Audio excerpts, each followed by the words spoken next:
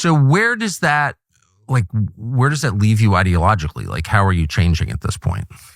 So at this point, I'm realizing that something is deeply wrong here in the conservative movement, because we were led to believe in those days of the campus culture wars and Gamergate and all that, is that we're the marketplace of ideas and we're about free speech and the rest of it.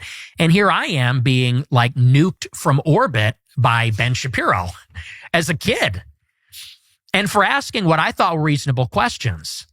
Because I didn't come from some strange background. I come from a normal home. You know, my parents are Catholic. They're married. We came from a relatively affluent suburb. I went to Lyons Township. That's like a very affluent high school.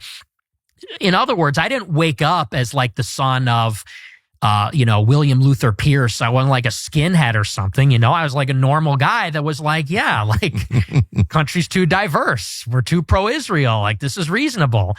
And I was just getting sandbagged for it and blacklisted. And what's more, nobody cared. Like, because I remember going on Twitter and saying, like, you know, why isn't anyone sticking up for me? Where's Dave Rubin? You know, the free speech warrior. Where's he on this one? Where's Shapiro? Where's all these people?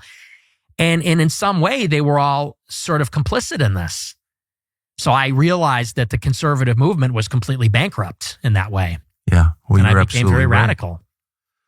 Well, you became, I mean, let me just say, I'm so familiar with, you know, I was much older when it happened to me and much more insulated. I was not a college student. I was like 45. So, you know, and I was in a much better place to withstand the pressure. But I do think this is my main question to you, is when you get attacked, when people call you names, like they always called me racist, and I would always think to myself, I'm actually not.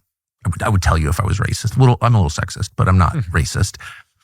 And I never understood why they did that. And then I thought maybe the point is to make me racist.